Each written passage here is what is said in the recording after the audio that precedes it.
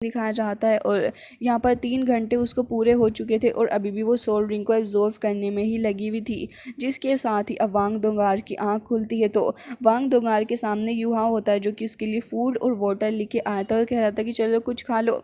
जिसके साथ ही दोनों अब एक कपल की तरह वहीं पे बैठ के उस फूड को एंजॉय करने लगे थे। लेकिन इस बात से यूमो को काफ़ी गुस्सा आ रहा था और कह रहा था कि ये दोनों कभी भी मेरे सिंगल होने का दर्द समझ ही नहीं सकते, पहले खुद खा रहे हैं, सुबह होते ही अपने आप को एंजॉय कर रहे हैं एक दूसरे के साथ में। और हमें देखने के लिए मिलता है कि अब वांग क्यूआर ने भी उस बीच को पूरे तरीके से एब्जॉर्व कर लिया था। जिसके बाद ये लोग उसे कॉन्ग्रेचुलेट करते हैं। लेकिन वांग दोंगार तो ये कह रही थी कि इसकी बॉडी कितनी ज़्यादा स्ट्रॉन्ग है, सिर्फ 3 घंटों के अंदर ही इसने 50,000 साल पुरानी सोल रिंग को अपने अंदर एब्जॉर्व कर लिया है। जिसके बाद हमें देखने के लिए मिलती है उसकी सोल रिंग जो कि अब ऐड हो चुकी थी, जिसकी वजह से अब वो और भी ज़्यादा पावरफुल हो चुकी होती है। जिसके साथ ही अब यूहा भी ये कह रहा होता है कि अगर ऐसी बात है तो फिर मुझे तो ये लग रहा है कि मिलेनियम सोल बीस्ट को हासिल करने के बाद काफ़ी ज़्यादा स्ट्रॉन्ग हो गई है। यूहाव थोड़ा हैरान भी था, लेकिन तभी वो उठ के यूहाव के पास को ही आने लग गई थी। यूहाव भी अब उठकर खड़ा हो जाता है उसे अपनी तरफ बढ़ता हुआ देख के, और हमें देखने के लिए मिलता है कि वो उसके पास ही आके खड़ी हो गई थी। जिसके साथ ही अब यहाँ पर वांग दोंगार को तो गुस्सा आ रहा होता है कि लड़की ने यहाँ पर अच्छी खासी रिंग को छीन लिया। लेकिन अब वो ये कहने लग जाती है कि यूहाव चलो मेरे साथ में, तुम्हें एक सूटेबल रिंग ढूंढ के दूंगी। लेकिन इतनी ही देर में अब टीचर उससे कहने लग जाती है कि वैसे तुम इस फॉरेस्ट को काफ़ी अच्छे से जानती हो है ना। जिसके बाद वो ये कहने लग जाती है कि हाँ, असल में शिंगडुओ के अंदर मैं यहाँ पर 1 साल रही हूँ और मैंने अपनी प्रैक्टिस इसी जगह पर की है। जगह काफ़ी ज़्यादा अजीब है एंड इसके अंदर काफ़ी सारे कोर एरियाज़ भी मिक्स हैं एंड यहाँ पर काफ़ी सारे बीस्ट भी हमें मिल जाएंगे। जिसके साथ ही टीचर भी अब यही चाह रही होती हैं कि ये लोग ऐसे ही आराम से एक दूसरे के साथ पार्टिसिपेट करके आराम से इस जर्नी को अच्छे से हैंडल करें। जिसके साथ ही जैसे ही वो अपने इस पियर को समन करती है, उसे देखने के बाद तो युवाओं काफ़ी ज़्यादा शॉक्ड होता है और कह रहा था कि आखिर ये चीज़ है क्या, ये तो काफ़ी ज़्यादा अजीब लग रही है, इसका स्ट्रक्चर जो है वो काफ़ी ज़्यादा अलग है। इसके अलावा जो मटेरियल है वो वुड की तरह लगता है, असल में वुड है नहीं, और साथ ही ये फुल ऑफ लाइफ ब्रेथ से कंटेन लगता है। जिसके साथ ही युवा इस वेपन को देख के काफ़ी अनयूजुअल वेपन बता रहा था। जिसके बाद अब वो ये कहने लग जाती है कि चलो, तभी सारे ही लोग अब उसके पीछे चल पड़ते हैं क्योंकि वो इस फॉरेस्ट से इन लोगों के मुकाबले ज़्यादा वाकिफ़ थी, तो अब वही लीड कर रही होती है सारे ही लोगों को। जिसके बाद हमें देखने के लिए मिलता है कि लोग फॉरेस्ट के अंदर काफ़ी आगे आ चुके थे। लेकिन तभी वांग क्यूआर को यहाँ पर कुछ अनयूजुअल सा फील हो रहा था। तभी वो यहाँ पर यूहाओ को कहती है। तभी यूहाओ तुरंत ही अपना स्पिरिचुअल डिटेक्शन पावर का इस्तेमाल करते हुए डिटेक्ट करने लग गया था कि आखिर आसपास चल क्या रहा है। तभी वो नोटिस करता है कि यहाँ पर तो एक फायर रेट है और साथ ही यहाँ पर कुछ तो अजीब सा चल रहा है। यहाँ पर 3 इवल सोल मास्टर होते हैं जो कि यहाँ पर किसी तरीके से एक फायर बीस्ट को काफ़ी ज़्यादा टॉर्चर कर रहे थे, और तीनों ही इवल मास्टर यहाँ पर उसको बहुत ही ज़्यादा बुरे तरीके से परेशान करते हुए उसको मौत के घाट उतार रहे होते हैं। और ये कह रहे थे कि बीस्ट सोल रिफायरमेंट वाकई में काफ़ी ज़्यादा क्रूएल होती है। जिसके साथ ही हमें देखने के लिए मिलता है कि ये यहाँ पर उसकी सोल के ऊपर काबू पाना चाह रहे थे और धीरे धीरे करके उसे पूरे तरीके से ख़त्म भी कर दिया होता है। जिसके बाद ये लोग काफ़ी ज़्यादा खुश हो रहे थे और यहाँ पर वो जो उस फायर रेट का कुछ अंश बचा था वो कहीं दूसरी तरफ को चला गया था। जिसके साथ ही युवा भी यहाँ पर मौजूद था और यहाँ पर युवा उससे ही कहने लग जाता है कि वांग दोंगार, यहाँ पर तो मुझे काफ़ी कुछ अजीब लग रहा है। जिसके साथ ही यहाँ पर ये लोग बैठे हुए होते हैं, ऐसे ही छिपके देख रहे थे। तभी वो यहाँ पर कहने लग जाती है कि यांगमो और क्यूआर, तुम दोनों ही साथ में जाओ और ज़रा आसपास देखो कि आखिर क्या चल रहा है। तभी हमें देखने के लिए मिलता है कि यहाँ पर ये लोग अब ये जानना चाह रहे होते हैं कि आखिर इन ईविल सोल मास्टर का यहाँ पर क्या मिशन चल रहा है। जिसके बाद तुरंत ही श्रेक के उसी बैच को लगा लेते हैं और अभी यहाँ पे धीरे धीरे करके उस जगह से गायब हो रहे थे क्योंकि सभी अपने मास्क को लगा के अपने काम पे निकल जाते हैं। लेकिन तभी हमें देखने के लिए मिलता है कि फायर रेड जो था उसके अंदर से जो कोर मिला हुआ होता है वो ये ईविल मास्टर अपनी छड़ी के अंदर एब्जॉर्व कर लेता है। जिसके बाद यहाँ पर ही काफ़ी ज़्यादा खुश हो रहे थे और तभी इनमें से एक कहता है कि ब्रदर, मैंने ढूंढ लिया है वो, अब हमें आगे चलना होगा। यानी कि यहाँ पर इन लोगों की कुछ ना कुछ प्लानिंग तो चल रही है। जिसके साथ ही अब यहाँ पर ये लोग तुरंत ही अपनी छड़ी को ऐसे ही ज़मीन पर पटकते हैं। तभी यहाँ पर एक काफ़ी ज़्यादा स्ट्रॉन्ग डोमेन क्रिएट हो गया था और असल में हमें देखने के लिए मिलता है कि इसके अंदर से किसी बीस्ट का एक काफ़ी ज़्यादा ह्यूज हैंड भी बाहर को आ रहा था। यूहा और वांग दोंगा तो दूसरी साइड को ही जा रहे थे, लेकिन वो भी तुरंत ही इस जगह पर रुक जाते हैं और अब वो देख रहे थे कि आखिर यहाँ पर असल में चल क्या रहा है। तभी यहाँ पर एक काफ़ी ज़्यादा ख़तरनाक सा बीस्ट और बहुत ही ज़्यादा ह्यूज बीस्ट हमें देखने के लिए मिलता है जो कि बहुत ज़्यादा चिल्ला रहा था। दूसरी तरफ यहाँ पर यांगमो और साथ ही वांग क्यूआ दोनों ही निकल पड़े थे और यहाँ पर ये लोग देख रहे होते हैं कि आखिर ये ईविल मास्टर जो है इसने क्यों ही फायर रेड को मारा होगा। यहाँ पर इसका टारगेट ये फायर रेड नहीं बल्कि कोई और है जिसके थ्रू ये उस चीज़ को ढूंढना चाह रहे हैं। तभी यहाँ पर उस फायर रेड की स्पिरिट का पीछा करते करते एक केव के पास में आ चुके थे और तुरंत ही उस केव के अंदर धीरे धीरे करके एंटर भी करने लग जाते हैं। केव के अंदर काफ़ी ज़्यादा शांति पड़ी हुई थी और ऐसा लग रहा होता है कि यहाँ पर सब कुछ एकदम ही ठीक है। लेकिन तभी यहाँ पर वो तुरंत ही आगाह हो जाती है क्योंकि उसे कुछ ना कुछ तो काफ़ी ज़्यादा स्ट्रेंज फील हो रहा था। जिसके बाद वांग क्यूआर अब धीरे धीरे करके आगे बढ़ रही होती है। बहुत ही ज़्यादा हल्के कदमों से वो आगे जा रही थी और यांगमो जो था उसे कुछ अजीब फील होने लग जाता है कि यहाँ पर कुछ ना कुछ तो ज़रूर है। और तभी हमें देखने के लिए मिलता है कि असल में यहाँ पर कुछ और नहीं बल्कि एक बहुत ही ज़्यादा खतरनाक बीस्ट मौजूद था जिसे यांगमो देख लेता और कह रहा था कि ये तो एक डार्क गोल्ड बियर बीस्ट है जिसकी कल्टीवेशन 10,000 ईयर्स से भी ज़्यादा है। जिसके बाद हमें देखने के लिए मिलता है कि उसे बचाने के लिए तुरंत ही वांग क्यूआर भी वहाँ पर आ गई थी उसका साथ देने के लिए। और हमें देखने के लिए मिलता है कि ये बीस्ट बिल्कुल सेम बाहर वाले बीस्ट की तरह था। असल में दोनों बीस्ट ही यहाँ पर एक कपल बीस्ट होते हैं जिसके साथ ही यहाँ पर वो तुरंत ही काफ़ी ज़्यादा गुस्से से इन दोनों के ऊपर अटैक करने लग जाता है। यांगमो थोड़ा घबरा रहा था इस बीस्ट को देखने के बाद, तो वो तुरंत ही कह रहा था कि बीस्ट बहुत ही ज़्यादा पावरफुल है, हमें यहाँ से जल्द निकल के चले जाना चाहिए।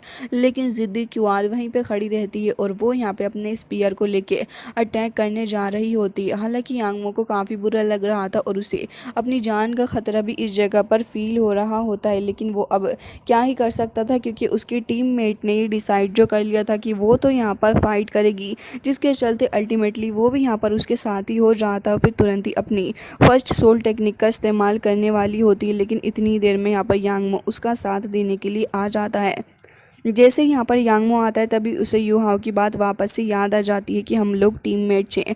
और इसी पॉइंट पे उसे टीम होने का असली मकसद समझ में आता है, जहाँ पर इसके पार्टनर को बहुत अच्छे से पता है कि यहाँ पर बहुत बड़ा ख़तरा है। लेकिन फिर भी वो क्यूआर को छोड़ के यहाँ से नहीं गया। जिसके बाद वो ये कहने लग जाता है कि सिस्टर हमें यहाँ से निकलना चाहिए, बीस्ट काफ़ी ज़्यादा ख़तरनाक है, सिचुएशन सही नहीं लग रही। लेकिन तब भी वो यहाँ पर खड़ी भी होती है। सडनली यहाँ पर वो ये कहने लग जाता है कि ज़रा इसके पीछे तो देखिए, असल में यहाँ पर ये जो बीस्ट थे इसके बच्चे यहाँ पर मौजूद होते हैं जो कि बहुत ही ज़्यादा घबरा रहे थे। और ये जो बीस्ट होती है वो असल में इनकी मदर है और इन बच्चों को बचाने के लिए यहाँ पर वो ऐसा कर रही है। जिसके बाद वांग क्यूआर अब उन बच्चों को ही देखने लग जाती है और तुरंत ही अपने स्पीयर को अब थोड़ा साइड में करती है और आगे बढ़ने लग पड़ी थी।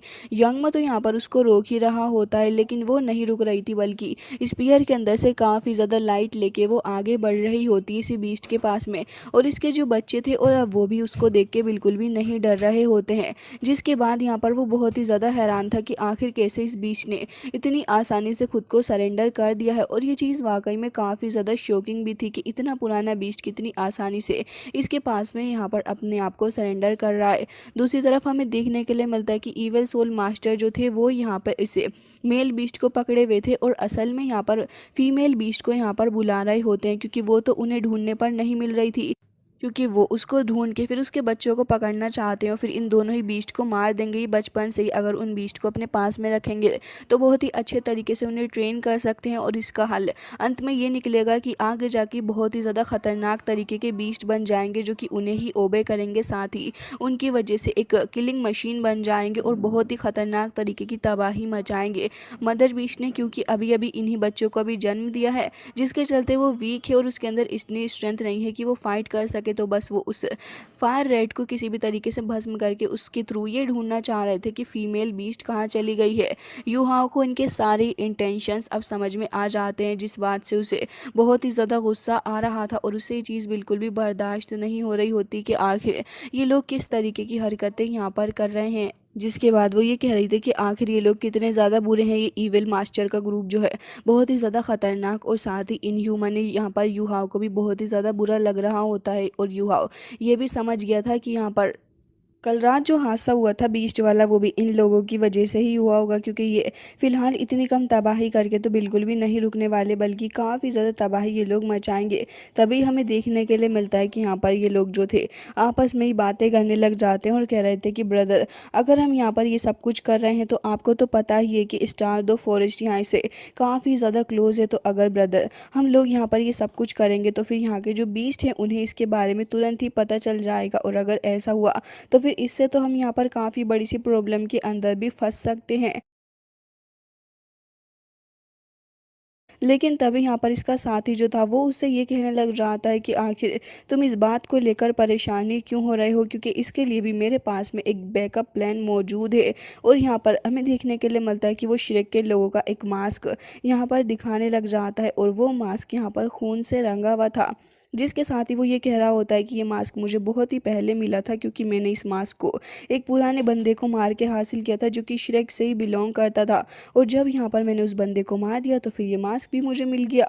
तो अब अगर इन लोगों को पता चल भी जाएगा तो वो श्रेक को ब्लेम करेंगे, ना कि हमें। तभी ये सुनने के बाद तो उसका साथी कह रहा था कि ब्रदर गेमिंग, आपने बहुत ही ज़्यादा सही किया। इस बात से युवा को काफ़ी ज़्यादा गुस्सा आ रहा था, क्योंकि यहाँ पर ये जो मास्क होता है वो किसी और का नहीं बल्कि युवाओं के फादर का ही था। जिस बात पर सब काफ़ी गुस्सा आ रहा था और कह रहा होता है कि मैं इन्हें अब एक ही बार से ख़त्म कर डालूंगा। जिसके साथ ही अब हमें देखने के लिए मिलता है कि युवा तुरंत ही अपनी पावर को एक्टिवेट करते हुए अब यहाँ पर मिल चुका था और उसने डिसाइड कर लिया होता है कि अब वो इन लोगों के साथ में फाइट करेगा। तुरंत ही यहाँ पर अपनी लेवल 1 की फिक्स्ड सोल गाइड कैनन को समन कर लेता है और युवा बिल्कुल भी वक्त नहीं लगाता, बल्कि यहाँ वांग दोंगार के साथ में मिलकर तुरंत ही अटैक करने लग जाता है। ये अटैक बहुत ही ज़्यादा स्ट्रॉन्ग था और यहाँ पर इन लोगों ने एक डोमेन क्रिएट कर लिया होता है, जिसके चलते ये तो बच गए थे। लेकिन तभी यहाँ पर युहा और वांग दोंगार दोनों ही पीछे को हट जाते हैं।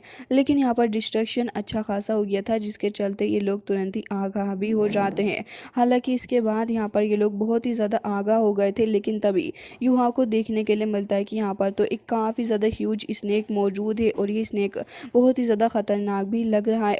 साथ ही यहाँ पर ये जो लोग होते हैं वो यहाँ पर ये कहने लग गए थे कि तुम हमें कुछ भी नहीं कर सकते। युवाओं से ये सब कुछ बर्दाश्त नहीं हो रहा था। तभी वो अपनी कैनन को अपग्रेड करके तुरंत ही इन लोगों के ऊपर अटैक करने के बारे में सोचने लग जाता है। साथ ही हम देखते हैं कि यहाँ पर ये लोग ये कहने लग गए थे कि भले ही तुम कुछ भी कर लो, लेकिन हमारे पास में जो हेवनली बीस्ट हैं तुम उनके रहते हमारा कुछ नहीं बिगाड़ सकते। ये लोग तुरंत यहाँ पर अपने बीस्ट को रिलीज़ करने लग जाते हैं और तीनों ही अपनी पावर को एक साथ समन करते हुए यहाँ पर अपने तीनों बीस्ट को एक साथ रिलीज़ करते हैं, जिससे कि इनकी पावर अब ट्रिपल हो चुकी थी। और ये बीस्ट भी कोई नॉर्मल बीस्ट नहीं थे, बल्कि 10,000 ईयर ओल्ड बीस्ट होता है हर एक बंदे का। तो मतलब टोटल यहाँ पर 3 बीस्ट हो गए थे, जिसे देखने के बाद तो अब यहाँ पर दोंगार ये कहने लग जाती है कि कॉन्ट्रा लेवल पे आ गए हैं। तभी युहाओं से तुरंत ही पीछे को हट जाता है और कह रहा था कि तुम पीछे हटो। और साथ ही अब युहाओं आगे जा रहा होता है इन लोगों के ऊपर अटैक करने के लिए। लेकिन तभी वो हंसने लग जाते हैं और कह रहे थे कि तुम हमारा कुछ भी नहीं बिगाड़ सकते। लेकिन तभी एंट्री यहाँ पर हो जाती है फीमेल बीस्ट की। युहाओं को कुछ करने की भी ज़रूरत नहीं थी, क्योंकि यहाँ पर फीमेल बीस्ट पहले से बहुत ही ज़्यादा पावरफुल होकर आ चुकी थी इनके ऊपर अटैक करने के लिए। और उसे कंट्रोल कर रही होती है वांग क्यूआर, जो कि उसके शोल्डर के ऊपर खड़ी हुई थी और काफ़ी गुस्से से इन्हें देख रही होती है। ओल्ड मैन कहता है कि आखिर तुम कौन हो। तभी वो कहती है कि मैं वो हूँ जो कि तुम्हारी ज़िंदगी तुमसे छीन लेगी। ये कहते साथ ही तुरंत ही अटैक करने वाली थी। लेकिन तभी यहाँ पर वो ओल्ड मैन अपने बीस्ट को आगे भेजता है, जो कि घोस्ट एक्सप्लोजन था। और यहाँ पर वो बीस्ट बहुत ही ज़्यादा फास्ट होता है, जो कि यहाँ पर बियर को बिल्कुल भी संभलने का मौका नहीं दे रहा था और काफ़ी स्पीड के साथ में आगे बढ़ते हुए लगातार उसके ऊपर अटैक करे जा रहा होता है, जिसकी वजह से बीस्ट बौखलाने लगी थी। और अब यहाँ पर उसका बैलेंस बिगड़ रहा था, जिसकी वजह से वांग क्यूआर का बैलेंस भी बिगड़ रहा होता है। साथ ही अब वो काफ़ी गुस्से में आ चुकी थी। अब वो तुरंत ही अपने स्पीयर को लेके काफ़ी तेज़ी के साथ अटैक करती और वो शार्पली काफ़ी सारे अटैक करने लग जाती। और हमें देखने के लिए मिलता है कि वो इस घोस्ट बीस्ट को मारने में कामयाब हो गई थी। साथ ही बियर भी उसको पकड़ के बहुत मारता है, जिसके बाद तो यहाँ पर उस बंदे की हालत ख़राब हो जाती है और वो ब्लड वॉमिट करने लग गया था। तभी यहाँ पर अब दोंगार कह रही होती कि आखिर ये बैकफायर कैसे कर गया। तो युवा उसे बता रहा होता है कि असल में जो हमारे लेवल के जो बीस्ट हैं बस सोल टूल ही हैं, लेकिन इनके पास जो बीस्ट होते हैं वो 10,000 साल पुराने हैं। तो इसकी वजह से इन्होंने कम्प्लीटली अपनी सोल के साथ में उन्हें मर्ज कर लिया है। ज़ाहिरन तौर पे जब हम उनके ऊपर अटैक करेंगे तो इनकी भी हालत बुरी हो जानी है। और असल में ऐसा हो भी रहा होता है, जहाँ पर हमें देखने के लिए मिलता है कि बीस्ट के थ्रू काफ़ी ज़्यादा तबाही ये लोग मचा रहे थे। लेकिन क्यूआर भी अच्छी खासी टक्कर इन लोगों को दे रही थी। बीस्ट भी लगातार उसके सामने आके अटैक पे अटैक करे जा रहे होते हैं और तीनों बीस्ट यहाँ पर एक साथ मिलकर आ रहे थे। लेकिन क्यूआर भी बिल्कुल भी बाज नहीं आ रही होती, बल्कि वो भी अपने स्पीयर का यूज़ करके इनके ऊपर अटैक कर रही थी, जिसकी वजह से इन तीनों ही ईवल मास्टर को काफ़ी गुस्सा आता है। और अब वो काफ़ी ज़्यादा गुस्से से उसे सप्रेस करने की कोशिश कर रहे थे। एक तरफ बीस्ट और दोनों ईवल मास्टर मिल के अटैक कर रहे होते हैं। वो ईवल मास्टर साथ में अटैक करने के लिए आ रहे थे, लेकिन इतनी ही देर में फीमेल बीस्ट यहाँ पर अटैक करने के लिए रेडी हो गई थी। जैसे ये लोग अटैक करते हैं तभी यहाँ पर काफ़ी बड़ा सा धमाका हो जाता है, जिसके चलते यहाँ पर वो दोनों ही ईविल मास्टर दूर जाकर गिरते हैं और यहाँ पर उनकी हालत काफ़ी ख़राब हो चुकी थी। जिसके साथ ही क्यूआर को देखते हैं, जो कि अभी भी यहाँ पर खड़ी भी होती है, लेकिन सडनली यहाँ पर वो नोटिस करती है कि ढेर सारे बीस्ट यहाँ आ गए हैं, जो कि लगातार उसके ऊपर अटैक पे अटैक करे जा रहे हैं। लेकिन वो भी अच्छे खासे तरीके से यहाँ पर डील कर रही होती है और वो अकेली यहाँ पर इन तीनों के तीनों को ही बहुत अच्छा सबक सिखा रही थी। लेकिन फिर भी इन लोगों के लिए इतना काफ़ी नहीं था, क्योंकि ये तीनों काफ़ी ज़्यादा पावरफुल बीस्ट को अपने अंदर कंटेन करते थे, जिसकी वजह से ये दोनों अल्टीमेटली और भी ज़्यादा भारी पड़ रहे होते हैं। और तभी यहाँ पर अब अपना युहाव कहने लग जाता है कि वांग क्यूआर डेंजर में है, और तभी यहाँ पर ये दोनों के दोनों भी उसके पास ही पहुँच जाते हैं उसकी मदद करने के लिए, और सभी लोग उसके पास आ गए थे। जिसके साथ ही यहाँ पर अब युहाव कहने लग जाता है कि वांग क्यूआर तुम परेशान मत हो, और हम देखते हैं कि यहाँ पर युहाव तुरंत ही अपनी सोल पावर का इस्तेमाल करते हुए अब यहाँ पर अटैक करने के लिए रेडी हो जाता है। साथ ही हम देखते हैं कि अब वांग दोंगार तुरंत काफ़ी सारी फायर बॉल्स के थ्रू इन लोगों के ऊपर अटैक करने लग जाती है, जिससे कि इन लोगों की हालत काफ़ी ख़राब हो चुकी थी। और साथ ही क्यूआर को देखते हैं, जो कि थोड़ा ऊपर की तरफ को चली गई थी और 6 स्वॉर्ड स्विंग नाम की एक टेक्निक को समन करते हुए वो यहाँ पर गोल्डन ड्रैगन रिलीज स्वॉर्ड नाम की एक टेक्निक को समन करती है, जिससे कि एक स्वॉर्ड से 3 स्वॉर्ड के अंदर वो बढ़ चुकी होती हैं। और तुरंत यहाँ पर तीनों ही बीस्ट यानी कि जो तीनों ईविल मास्टर्स है उनके तीनों बीस्ट के ऊपर अटैक कर देती है, और इसकी वजह से आसपास काफ़ी बड़ा सा धमाका भी होता है। तीनों ही ईविल मास्टर दूर को भी हट गए थे, और हमें देखने के लिए मिलता है कि क्यूआर एकदम ही जलवे में वहाँ पर होती है। हालांकि इसी के साथ ये एपिसोड